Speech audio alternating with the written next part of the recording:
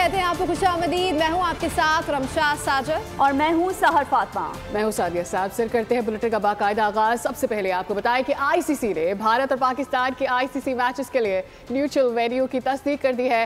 ICC एलामिया के मुताबिक पाकिस्तान और भारत आइंदा 3 साल तक एक दूसरे के मुल्क में नहीं खेलेंगे। चैंपियंस ट्रॉफी पाकिस्तान और न्यूट्रल वेन्यू पर खेली जाएगी।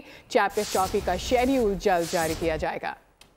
चैंपियंस ट्रॉफी मामले पर भारत थोड़ा फैला, पाकिस्तान ने दिया नहले पर ऐसा दहला, नताइज का सोचकर आईसीसी खौफ से दहला, असली दुश्मन अपने जख्म रहा है सहला। आईसीसी एलामिया के मुताबिक भारत और पाकिस्तान के मैचेस अगले 3 बरस के लिए न्यूट्रल वेन्यूज पर होंगे।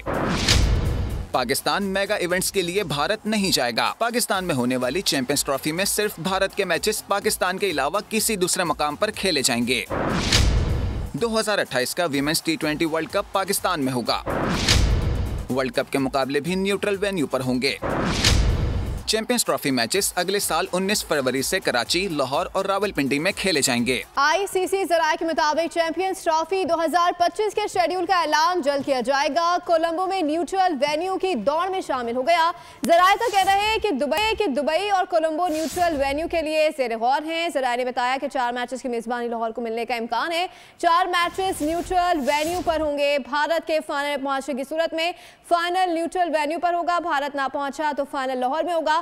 कराची और रावलपिंडी 3-3 मैचेस की मेजबानी करेंगे। चेयरमैन पीसीबी मोहसिन नकवी ने कहा है कि चैंपियंस ट्रॉफी और 2027 तक के हाइब्रिड मॉडल पर तहरीरी मुआहदे के बगैर आगे नहीं बढ़ेंगे। तहरीरी मुआहदे की खिलाफ वर्जी हुई तो वो भी देख लेंगे। भारत के साथ तमाम मामला तहरीरी तौर पर तय पाएंगे। मोहसिन नकवी ने कहा कि इंतजार कर लें, सब चीज़ें सामने आ जाएंगी। चैंपियंस ट्रॉफी के हवाले से जो भी होगा पाकिस्तान के लिए बेहतर होगा।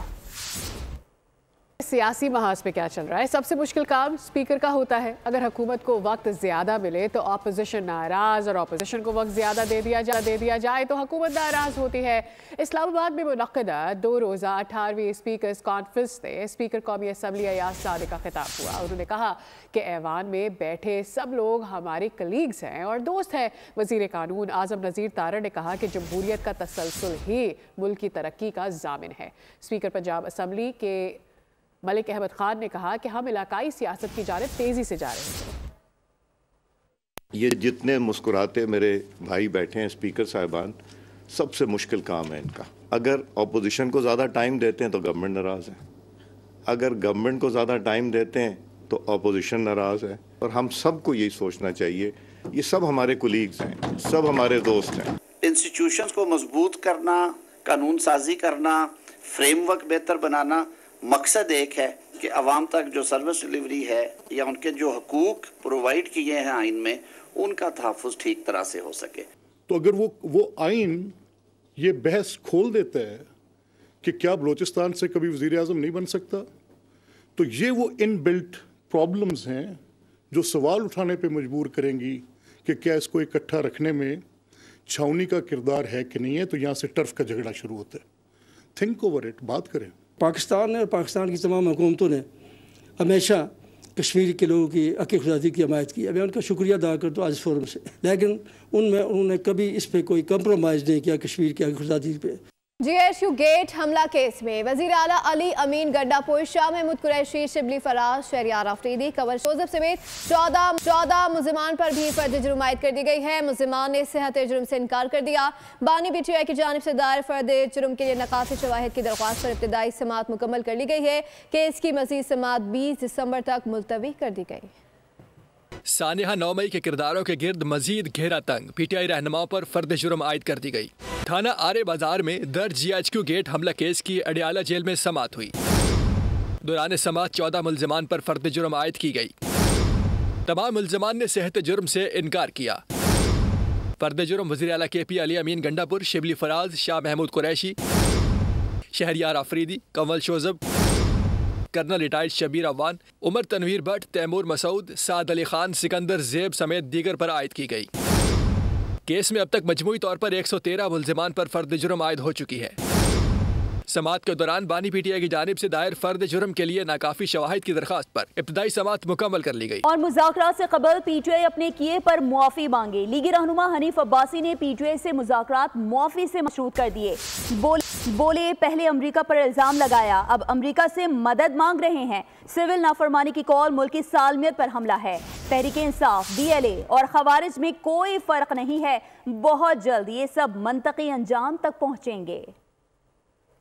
ये जो 2014 में उन्होंने शौक पूरा किया था, जो बंदूक की नाली के ऊपर रखकर अगर आप किसी से स्टेटमेंट भी ले लें तो वो स्टेटमेंट नहीं मानी जाती। तो बंदूक की नाली पे हुकूमत वक्त और रियासत तो मुज़ाकरात किसी सूरत नहीं करने के लिए। उन्होंने कहा जी कि उन्होंने सिविल नाफरमानी की जो तहरीक है वो मौखर कर दी है क्योंकि उनको पाकिस्तान का मफाद अजीज़ है। PTI में, BLA में और ख्वारिज में कोई फ़र्क नहीं है, और अगर कोई फ़र्क समझता है तो वो अपनी गलतफहमी दूर कर दें और बहुत जल्द जो है ये अपने मंतकी अंजाम को पहुंचेंगे। इंशाअल्लाह ताला पाकिस्तान एक खुद मुख्तार मुल्क है और इसकी खुद मुख्तारी पे हम आंच नहीं आने देंगे। ये फितरतुल सियासत जो है इसका खात्मा भी इंशाअल्लाह ताला हम करके रहेंगे। बेल्ट वे ग्रिड पॉलिसी सेंटर की तहकीक ने PTI की पॉलिसियों को जमहूरियत के मुनाफी करार दिया है। डॉक्टर अलेक्जेंड्रा कॉल्डवेल ने PTI की मुहिम जोई को मनफी करार दिया। उन्होंने कहा कि पाकिस्तान में मुजाहिरों से यौमिया 190 अरब रुपए का माशी नुकसान उठाना पड़ा। रेंटल और होटलिंग और लॉजिस्टिक्स के शोबों की आमदन कम होकर सिर्फ 50% रह गई है।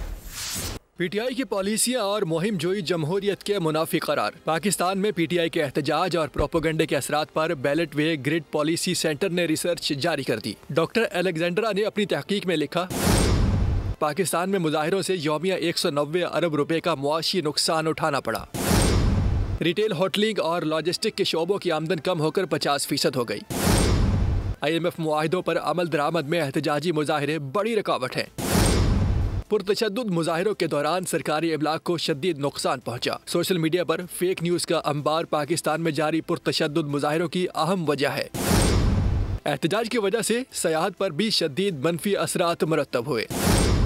मुजाहिरीन की जानिब से अदालत के अहकामात की खुल्लम खुला खिलाफ वर्जी की गई। एहतजाज में शामिल अफराद इंतहाई मुनज़्ज़म हिकमत अमली के तहत तमाम कार्रवाइयाँ करते हैं। मुआशरे में पुरतशद्दुद कार्रवाइयों से मनफी और शिद्दत पसंदाना और नफरत पर मबनी रवैयों को फ़रोग मिल रहा है।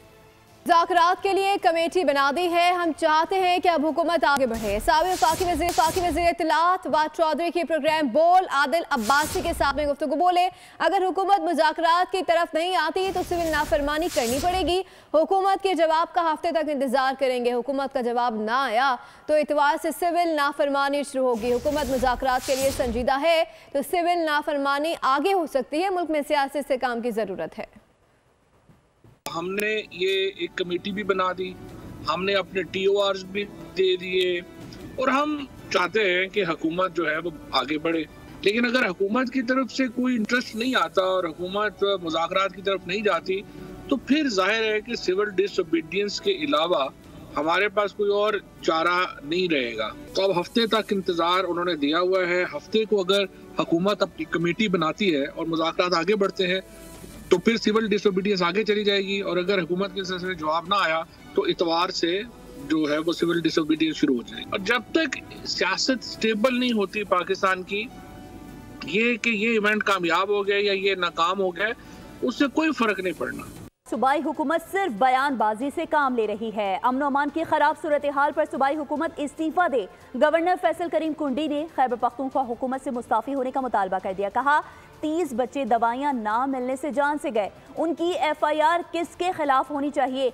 D चौक पर शैल कौन लेकर आया? इसकी तहकीकात भी होनी चाहिए। सूबाई हुकूमत सिर्फ बयानबाजी से काम ले रही है। मैं तो आज कहता हूँ कि सूबाई हुकूमत पे इसमें मुस्तफ़ी होना चाहिए कि आज वो अपने ज़िले में और उस सूबे में अमन तबाह कर गए हैं, अमन बहाल नहीं कर सकते। एक पाड़े चिनार का आप रोड नहीं खोल सकते हैं तो आप आगे क्या करेंगे इसके ऊपर? बच्चे 30 दवाइयों की वजह से जो है मर गए हैं। उसकी FIR वफाक के खिलाफ हो या सूबे के खिलाफ हो कि आज उन बच्चों का क्या कसूर है? आपको ये शर्म आनी चाहिए कि 1-1 करोड़ रुपया तो आप D चौक वालों को दे रहे हैं, जिनको जो है आप कहते हैं कि गोलियां क्यों चली? गोलियां क्यों नहीं चलेंगी? आप क्यों मुसल्लह होकर उधर गए थे? किसके लिए गए थे? आज क्या वफाकी हुकूमत ने या अदलिया ने ये इंक्वायरी की है कि सूबाई जो हुकूमत यहाँ से जत्था लेके गई थी PTI, उनके पास आंसू गैस के शेल कहाँ से आए हैं? अब ये जानिए कि तहरीक इंसाफ ने सलमान अहमद को पार्टी से निकाल दिया है। तर्जुमान तहरीक इंसाफ ने बयान में कहा है कि सलमान अहमद पार्टी में मुसलसल तकसीम पैदा कर रहे थे, सोशल मीडिया पर इश्तियाल अंगेजी और गैर जरूरी पोस्ट कर रहे थे। सलमान अहमद को कई बार वार्निंग्स जारी की, रवैया तब्दील ना करने पर उन्हें पार्टी से निकाल दिया गया। वज़ीर आला सिंध ने अवामी नुमाइंदों को कुर्बानी का बकरा करार दे दिया, अदलिया से ऐलान हो जाते हैं। मुराद अली शाह ने यह भी कहा कि पुलिस के पास रोजमर्रा के इंतजाम चलाने का इख्तियार होना चाहिए। साबिक पुलिस इंस्पेक्टर एसोसिएशन इलेक्शन से खिताब में कहा, टिकट सबका कटा हुआ है, एक दिन सबको जाना है। प्रेशर या इन्फ्लुएंस की बात करते हैं, आपकी एकदम थॉट चली जाती है political interference, political pressure. I feel that is not the pressure which is hurting the police, it is other factors. Political interference is right at the bottom. एक दिन उठ के जुडिशरी अनाउंस कर देती है कि जी जो हमारा सबसे बड़ा अस्पताल है कराची में, उसका जो एग्जीक्यूटिव डायरेक्टर है उसको हम हटा देते हैं विदाउट थिंकिंग कि दूसरा लगाना कौन सा है। जस्ट इमेजिन, विदाउट थिंकिंग कि इसके रिपरकशंस क्या होंगे। पाकिस्तान की मारूफ ट्रांसपोर्ट कंपनी डेवो का एक और संगे मील। डेवो और सऊदी सरमायाकारी ग्रुप के दरमियान मुल्क की तारीख में पहली बार इलेक्ट्रिक बसें चलाने के लिए 2 अरब रुपए की फाइनेंसिंग के मुआहदे पर दस्तखत हो गए हैं। तफसीलात इस्लामाबाद से उमर हयात खान की इस रिपोर्ट में। पाकिस्तान में पहली बार इंटरसिटी इलेक्ट्रिक बसें चलेंगी। डाइवो एक्सप्रेस और सऊदी पाक सरमायाकारी ग्रुप में मुआहिदा तय। सऊदी पाक ग्रुप इलेक्ट्रिक बसों के लिए 2 अरब रुपए की सरमायाकारी करेगा। सऊदी पाक और डाइवो एक्सप्रेस के दरमियान मुआहिदे की तकरीब इस्लामाबाद के मुकामी होटल में हुई। ग्रुप चेयरमैन समीर चिश्ती तकरीब में शरीक हुए। इस मौके पर कॉर्पोरेट सेक्टर से ताल्लुक रखने वाले अफराद समेत दीगर भी मौजूद थे। मीडिया से गुफ्तगू में डाइवो एक्सप्रेस के CEO फैसल सिद्दीकी ने इस अज़म का इजहार किया कि आइंदा चंद साल में इंटरसिटी इलेक्ट्रिक बस सर्विस शुरू हो जाएगी। कहा कि इलेक्ट्रिक बसों के शोबे में मजीद सरमायाकारी लेकर आएंगे। आसानी देगी हुकूमत को कि वो मैंडेट कराए कि एक सर्टेन परसेंटेज जो है वो इलेक्ट्रिक व्हीकल्स की हो, और फिर इंशाल्लाह अगले 8-10 साल में सिर्फ इलेक्ट्रिक व्हीकल्स ही चलें और ये डीजल इंजन से जिससे आलूदगी पैदा होती है वो कम से कम हो या पाकिस्तान में ना। CEO सऊदी पाक सरमायाकारी रिजवान अहमद ने कहा, मौसमियाती तब्दीली के नुकसानात से पाकिस्तान को बचाने के लिए दीगर सरमायाकार ग्रुप सरमायाकारी करेंगे। is a combination of a Chinese producer, a Pakistani operator and DFIs joint venture countries हैं, companies हैं जिन्होंने इसको फाइनेंस किया है। and अगर हम ये demonstrate कर सके कि we can do a better financing which can support the country's requirement, I think there is a lot of funding available internationally as well. Regional head north पाक ओमान सरमायाकारी मोहम्मद सईद राना का कहना था कि पाकिस्तान में शहरों के दरमियान इलेक्ट्रिक बसों के चलाने का फैसला ताज़ा हवा का पहला झोंका है। तो ऑब्वियसली जिस तरह हमारी फेडरल गवर्नमेंट इस वक्त इनिशिएटिव ले रही है और जिस तरह डेवो की मैनेजमेंट ने ये इनिशिएटिव लिया है, it's a very good transaction और लैंडमार्क है। और obviously we are expecting in the near future ये बसेस इंटरसिटी से इंट्रासिटी और फर्दर फिर अक्रॉस द कंट्री ऑपरेट करेंगी। तकरीब के अख्तिताम पर चेयरमैन समीर चिश्ती ने शुरका को एजाजी शील्ड तकसीम की। पाकिस्तान को मौसमियाती तब्दीलियों के नुकसान से बचाने के लिए इंटर इलेक्ट्रिक बसों का आगाज खुश आइंद है। इस शोबे में मजीद सरमायाकारी की गुंजाइश भी मौजूद है। पाकिस्तान को मौसमियाती तब्दीलियों के ख़तरात से बचाने के लिए इसी तरह के प्रोजेक्ट्स का आना ज़रूरी है, और हम देख रहे हैं कि मुस्तकबिल में इसी हवाले से बड़े पैमाने पर सरमायाकारी भी मुतवक्के है। दीगर ग्रुप भी पाकिस्तान में इलेक्ट्रिक व्हीकल्स में सरमायाकारी करने के लिए तैयार हैं। कैमरामैन शब्बीर अहमद के साथ उमर हयात खान, बोल न्यूज़, इस्लामाबाद। में कमिश्नर मुल्तान डिवीजन मरियम खान ने डेवो एक्सप्रेस के साथ प्राइवेट पार्टनरशिप के तहत सफाई ऑपरेशन का इफ्तिताह कर दिया है। रिपोर्ट करें ब्यूरो हेड मुल्तान ताहिर खान। वज़ीर आला मरियम नवाज के सुथरा पंजाब विजन की तकमील। लोधरा में खुसूसी सफाई ऑपरेशन शुरू। शहरी इलाकों के साथ देही इलाकों को भी साफ करने के लिए मुल्तान वेस्ट मैनेजमेंट कंपनी ने डाइवो एक्सप्रेस, गुलाम सन्स और वेस्ट बस्टर्स के साथ जॉइंट वेंचर के तहत काम शुरू कर दिया। कमिश्नर मरियम खान ने फीता काट कर मुहिम का आगाज किया। मरियम खान ने रेलवे स्टेशन के करीब डंपिंग पॉइंट का मुआयना भी किया। Deputy commissioner Syed Waseem Hasan, ADCG Mohammad Asad Ali, assistant commissioner Iram Shahzadi और दीगर अफसरान भी हमरा थे। मशीनरी हमारी तकरीबन 127 हमारी टोटल इक्विपमेंट है जो हमने प्रोक्योर करनी है, जो इन प्रोसेस है, और 30 दिसंबर तक हमारे पास होगी इंशाल्लाह। और ज़ीरो वेस्ट हम करेंगे। एक दफ़ा हम अपने पूरे ज़िले को ज़ीरो वेस्ट करेंगे। Door to door urban area में कलेक्शन होगी और गाँवों में जाके हम ऑल्टरनेट बेस पे, ये पहली दफ़ा हो रहा है कि ऑल्टरनेट बेस बेस पे हर गाँव की सफाई होगी। शहरों में डोर टू डोर मुहिम के तहत रोजाना, जबकि देहातों में एक दिन के वक्फे से सफाई ऑपरेशन किया जाएगा। हमारी chief minister Punjab madam Maryam Nawaz के विजन के मुताबिक हमने शहरों के साथ साथ पहली मरतबा देहातों को भी साफ़ करना है। उसके लिए डाइवो और हमारे जो जेवी पार्टनर्स हैं गुलाम हुसैन और वेस्ट बस्टर्स, इनके साथ मिलके हमने ये इनिशिएट किया है। सफाई ऑपरेशन को मजीद मौसर बनाने के लिए मजीद मशीनरी खरीदी जाएगी। मुलाजमीन की तादाद भी बढ़ाकर 750 तक की जाएगी। पब्लिक प्राइवेट पार्टनरशिप के तहत शहरों के बाद अब दही इलाकों की भी सफाई का निज़ाम बेहतर बनाने के लिए पंजाब हुकूमत का ये एक बेहतर कदम है। कैमरामैन नवीद वागा के साथ ताहिर खान, बोल न्यूज़, लोधरा। आगे बढ़ते हुए खबर शामिल करेंगे कराची से, जहां बेलगाम डंपर और ट्रॉलर्स ने शहरियों की जिंदगी अजीरन बना दी है। हैवी ट्रैफिक शहर कायद के बासियों की जिंदगियां छीनने लगे। एक दिन में 3 अफराद जान की बाजी हार गए। All Pakistan transporters association alliance कातिल डंपर्स के हक में मैदान में आ गए हैं। माल बरदार गाड़ियों के दाखिले पर पाबंदी के खिलाफ हड़ताल का ऐलान कर दिया है। ट्रैफिक के बढ़ते हादसात के बावजूद ट्रांसपोर्टर्स की ढिठाई, कहा पाबंदी से हमारा रोजगार तबाह हो गया है, हम अपने ड्राइवरों को समझा रहे हैं। मेरा दिल ये नहीं मानता है जो किसी का नुकसान होगा। ये एक्सीडेंट तो एक हादसा है। एक्सीडेंट हमारा सिर्फ शहर के अंदर नहीं है, एक्सीडेंट हमारा नादरा बाईपास पे है, एक्सीडेंट हालमी दुनिया में है, एक्सीडेंट पूरी पाकिस्तान के अंदर भी है।